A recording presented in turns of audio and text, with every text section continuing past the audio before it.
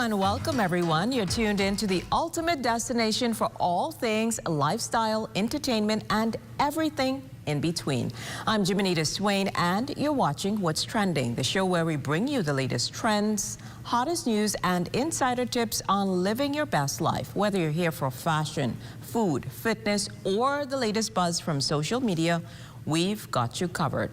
Let's dive in. Embattled music mogul Sean Diddy Combs is about to lose a member of his legal team. Lawyer Anthony Rico is pulling out of the case. He recently filed a motion in a New York federal court where he notified the judge of his intent to withdraw. Rico also noted that it followed discussions with Combs' lead attorney. He wrote, quote, "Although I have provided Sean Combs with the high level of legal representation expected by the court, under no circumstances can I continue to effectively serve as counsel for Sean Combs," end quote. Well, if you love pistachios, then today is a great day to celebrate along with those who love them as well.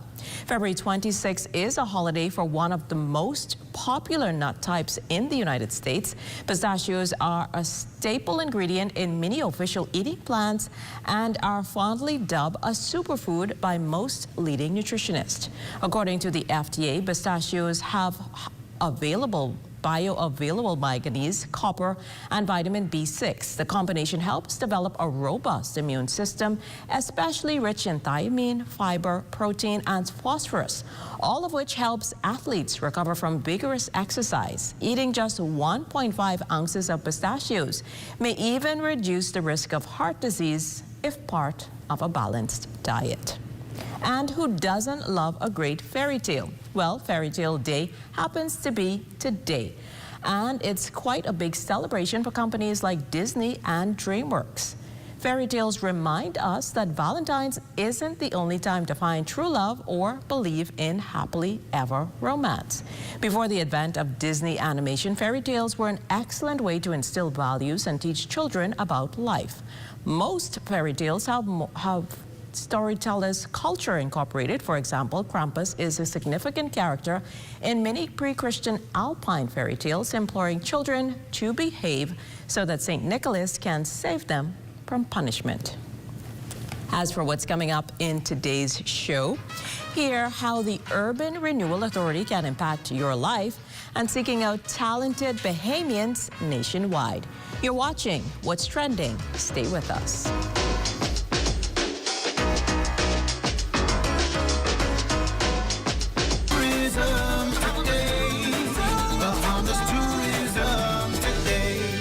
On the historic launch on February 18th, a date that saw the Bahamas become the first international destination to host SpaceX Falcon 9 rocket booster landings outside the United States. Vice President of Launch at SpaceX, Kiko Donchev, and Bahamian-American space engineer Aisha Bowe shared more about what this momentous event means for the future of the Bahamas. So much of our job, it's making sure that the next generation is inspired by spaceflight and can reach for the stars and can reach for bigger heights. And so we really feel that this is going to provide an opportunity to give a lot of folks visibility into a world and an industry and, the opportunities of the future in a way that it didn't before.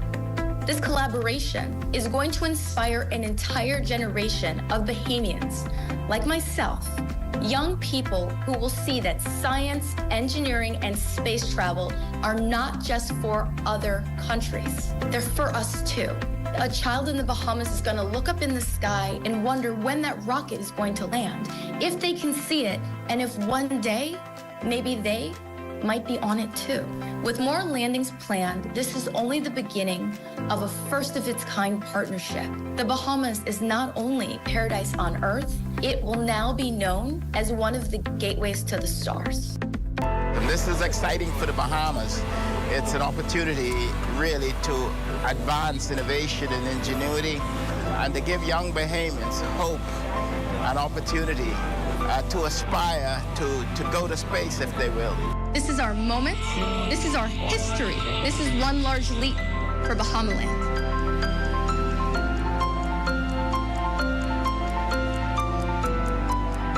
And it's an historic occasion, really, and I celebrate with the Bahamian people this first landing of SpaceX Falcon 9 booster. For more tourism updates, visit Tourism Today or Bahamas.com. I'm Michael Miller, and this is Tourism Today.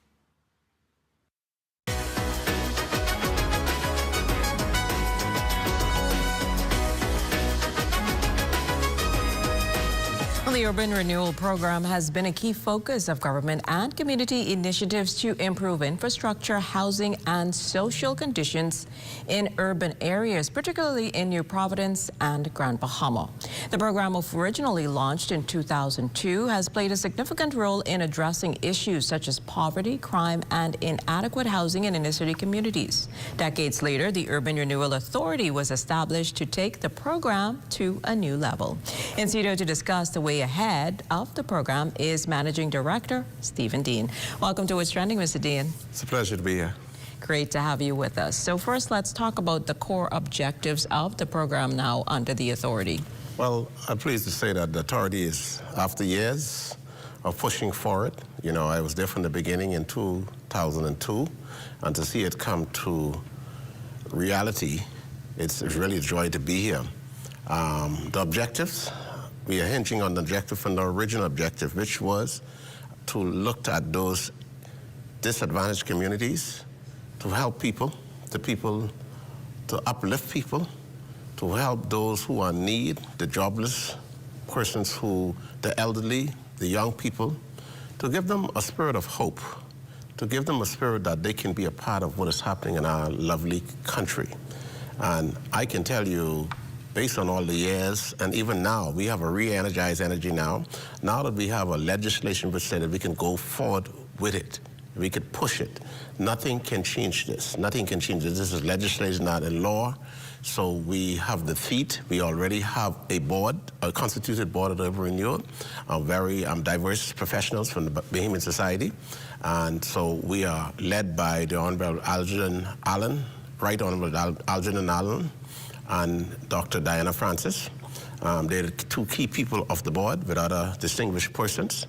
I can tell you that the Urban Renewal, we looked at how we can give children hope, children who might be in some troubled communities, children who might be going at risk.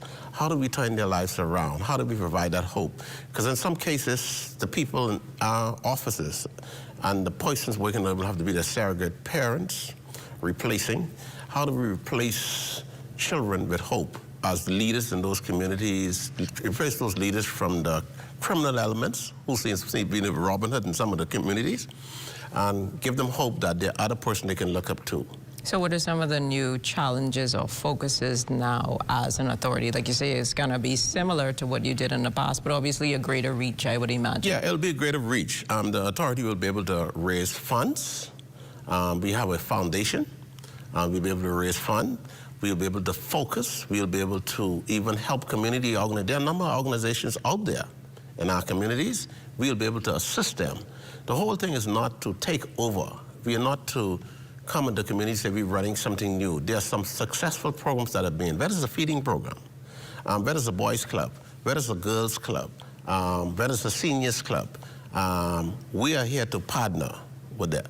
And also with other civil organizations like Rotary, Kiwanis, Zonta.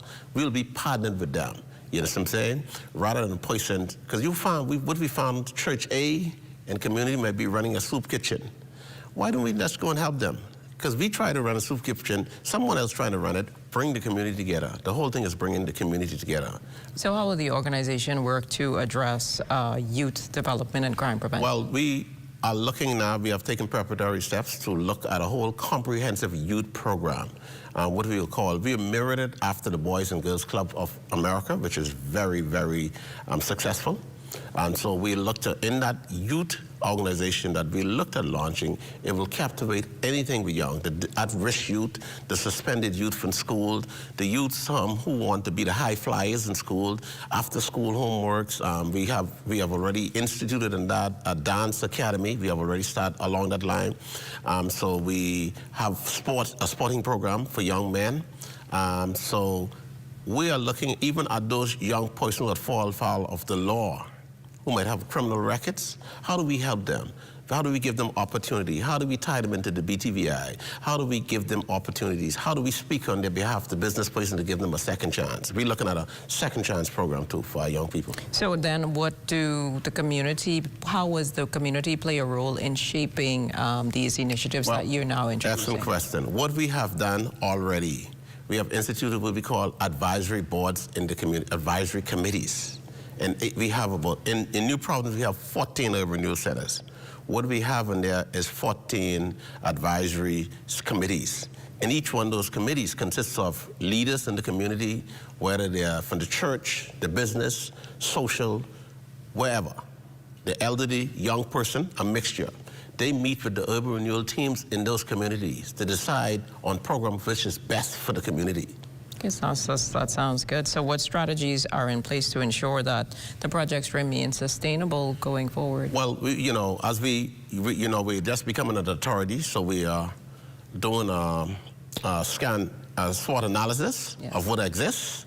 And so we look at our strengths, our weaknesses, and as the case may be, to move on forward.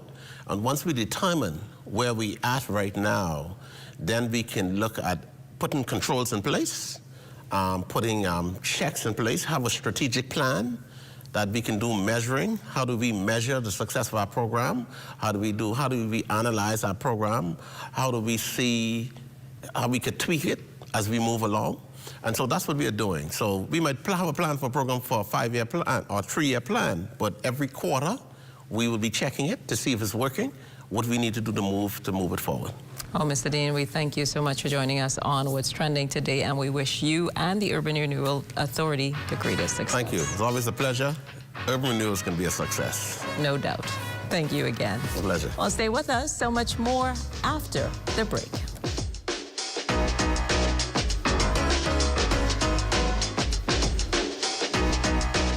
For over half a century, we've been more than just an airline.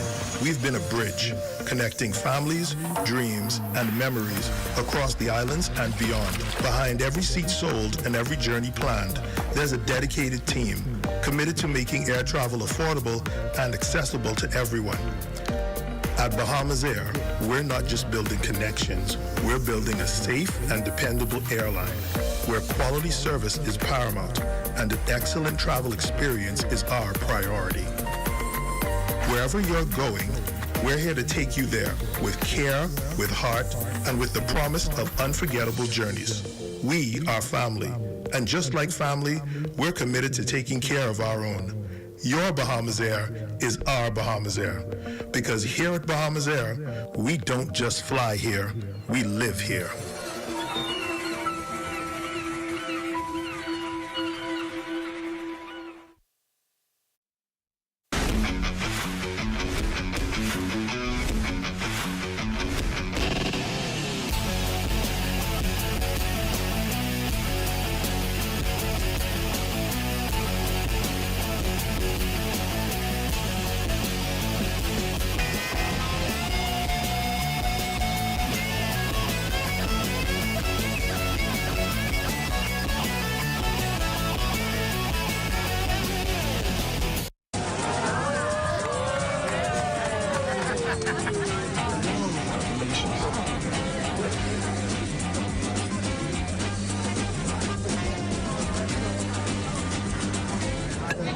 Diet-friendly special.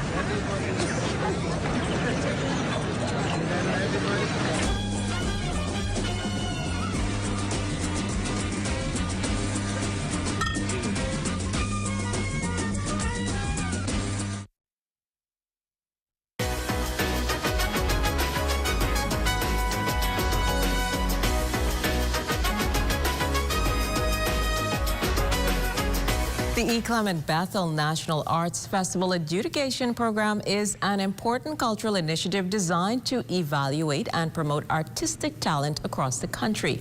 Named after E. Clement Bethel, a renowned Bahamian composer, musician, and cultural advocate, the program serves as a platform for students and community members to showcase their skills in various artistic disciplines. Take a listen.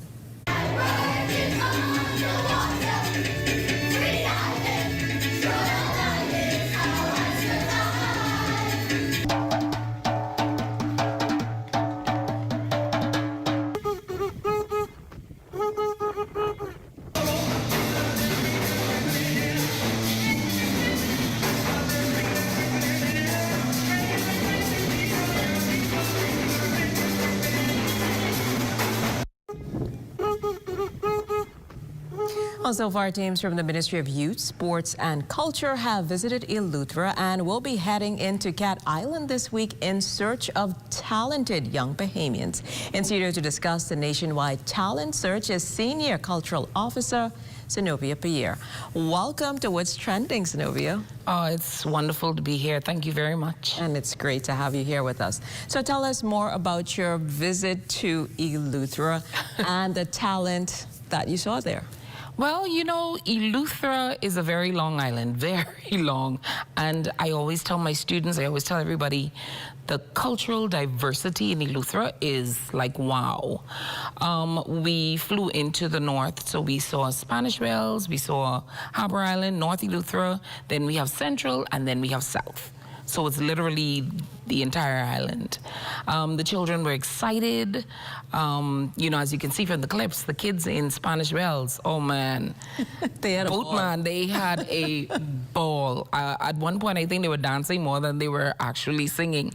But their excitement, it's infectious. They want to show their best. They want to do their best, and it's a wonderful experience. So talk to us then about the main purpose of the adjudication program. Well, this festival is 66 years old. That's a long time. It started in 1959. And it's been between the Ministry of Education and the Ministry or the Division of Culture over those years. It was named in 2000, in the early 2000s, after E. Clement Bethel, who was the first director of culture. Yes. And so, and it's evolved. The platform of this festival is to give opportunities to Bahamians, residents of the Bahamas, on every creative platform that we can think about. That's dance, all genres, music, instrumental or vocal. That is, we're doing theater, we're doing film now. There's art, crafts, fiber, wood, fabric, everything that you could possibly think about for creatives. Anything that you can create and present. Acting, drama, poetry, skits, storytelling. So, of course, that means culture, creativity, arts, everything is woven into this. So how does this initiative then contribute to the development of arts and culture in the country? Well, you know what? It's like a springboard to help a lot of the students see if this is where they want their careers to be. And working along with the music teachers, music educators, creative persons in the community, I have seen persons who are, you were in festival like 3 years ago. Yes, ma'am. Now a person who's working in the hotels doing activities, somebody who's on stage singing. I've heard persons say, yeah, I was in the National Arts Festival. That's the first time I got the nerve to stand up and actually sing a solo. And so now they're singing and performing. So it, you know, by extension, the country wins because it's adding to that green and that orange economy. That's phenomenal. Mm-hmm. So what are the key categories for adjudication, and how have they evolved over the years? I think you mentioned film. Yes. It's now a part of it as well. Yes. So just expand a little bit on what you actually look for in this process. Initially, it only used to be music, and it only used to be drama. Well, actually, music and art. And then drama was added, and then art, and then dance, sorry. And over the years, we've done more and more because generations change. Cultures change within the generations. Things that kids are interested in, people are interested in, change. We have cheerleading now.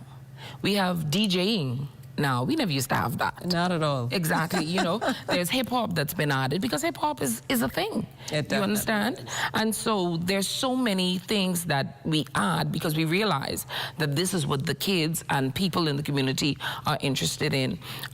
TikTok gave us that, it told us that, hey, you know what? Everybody's a creative. Once they have a phone, you know, we're always putting together Make it TikTok. happen. You understand? And so we have our film officer, Ms. Moya Thompson. She has been going to the schools all over the country and saying to them, listen, you can create documentaries, you can create, just show the world processes, how simple, preparing for Junkanoo, preparing for an exam, doing things like that, or a TikTok thing, or a movie.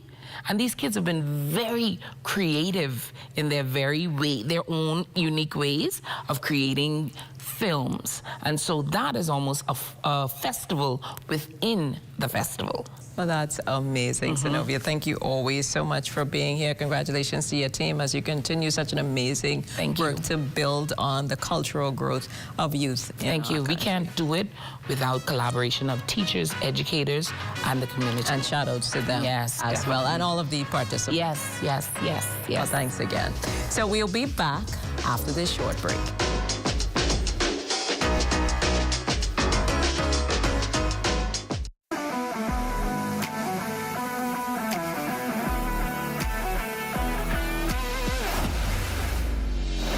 Bahamas Striping Group of Companies, we have been in Exuma now for the past 4 years, carrying out our paving program. A part of our company's philosophy is to do some work to international standards. So when you look at our paving division, we have a state-of-the-art lab to do all of our testing in-house, as well as a state-of-the-art asphalt plant with a trained technician carrying out the work on that site. The overarching goal of our company is to produce the work that we're doing in the entire Bahamas to international standards. We also make a difference by the training of our staff. We have a very intensive training program going on to where we are teaching young men how to learn the art of striping. Being a young man myself, I've made mistakes in the past. I was given a second chance to better my life, and it's only fitting that we pass that along. What's important for us is giving them a second chance for them to get a skill and a career that could take them further in life.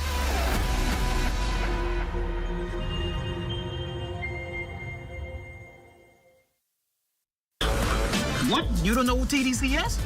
Tourism Development Corporation? You mean the Ministry of Tourism? No, that ain't the same thing, but the Tourism Development Corporation helps develop and grow behemoth businesses in the tourism industry. You hear what they say, mate? Oh, yeah. Develop and grow. You don't know what all the things they do? What does do? Hey, check the website, boy. Start your journey to ownership of our #1 industry today. Log on to tdcbahamas.com. Here at Immigration Care Service, you can trust us, especially if you have experienced issues or problems with the U.S. immigration at the borders. We'll do our best to provide options and solutions to immigration roadblocks, so travelers can continue visiting the U.S. and residents can continue living their lives in the U.S. without worries. The best part? Our services are affordable and accessible. Take the mystery, confusion, and fear out of your immigration concerns. Contact Immigration Care Service today.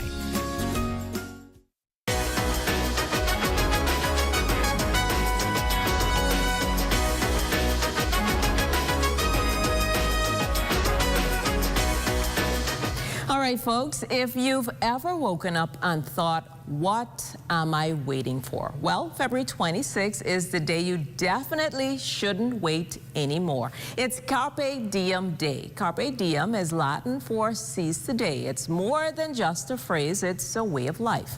And every year on February 26th, we celebrate this bold, fearless approach to living in the moment. Back in ancient Rome, philosopher Marcus Aurelius wasn't just writing philosophical texts, he was telling people to live life now, not wait for some magical future moment. Seize it. And we're still doing that today. Well, with less toga wearing, of course. But how did this day come about? Well, it's a relatively modern tradition that encourages everyone to stop overthinking, stop procrastinating, and just embrace the present. So whether it's ticking something off your bucket list, dancing like no one's watching, or eating dessert first, Carpe Diem Day is all about living for today. It's about saying yes to that spontaneous road trip, trying that new hobby you've been too scared to start, or even just putting down your phone and enjoying a real conversation. Because life's short and it's worth doing now. So what are you waiting for? Get out there and make today count, because tomorrow's never promised. But today has got endless possibilities. Don't wait, don't hesitate. Carpe Diem today is your day. So happy Carpe Diem Day, everyone. While you're watching What's Trending, stay with us. There's more after the break.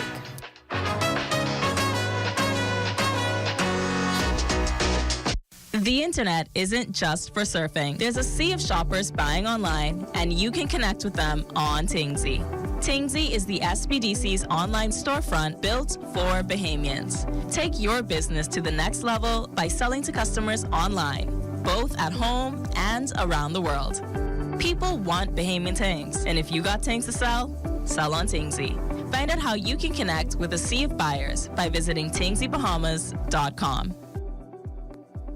Hi, I'm Brent Burrows, Vice President of Retail and Sales at CBS Bahamas and the CBS Pro Store. Not only do we guarantee the best prices on all your favorite building materials, but we're proud to offer the best delivery program in all of Nassau. Whether you buy one box of screws or a truckload of plywood, island-wide delivery is just $5. And for our Family Island customers, we're proud to offer complimentary drop-off to the mailboat of your choice. Visit us today at the CBS Pro Store on Robinson Road and check out our website to set up your next delivery. Your best year yet. Education is the key to success, and the University of the West Indies Global Campus Bahamas is your partner in success. Take a course that increases your value in a matter of weeks, or get that degree you've been dreaming of with convenient online learning. Visit us at global.uwi.edu/Bahamas, call 323-6593, or WhatsApp 456-6687 today. Blessings gonna find me.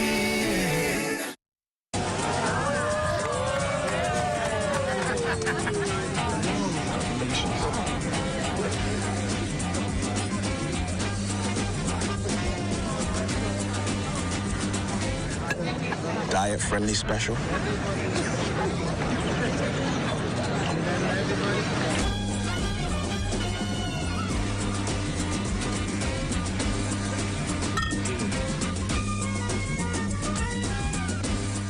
Here in the Caribbean region, our climate is changing, resulting in intense heat as temperatures soar. This increase in temperature is having a significant impact on our energy sector. With the increase in temperatures, we, of course, are expecting an increase in the use of electricity or cooling, etc. So there's an increased demand on the utility companies to, provide for that overload on their systems. The hotter it gets, the more energy need there is for cooling among the population, but also the harder it becomes for electricity to be produced. So the efficiency of electricity production is typically also lower when it's really hot. But there are ways we can help. Simple actions can make a big difference. There are certain measures that we can take to make sure that we mitigate some of the possible impacts, such as using LED bulbs. It's up to all of us to take proactive steps. Stay informed and prepared. Together, we can weather this storm. For more information and updates, follow CIMH on X, Facebook, and Instagram.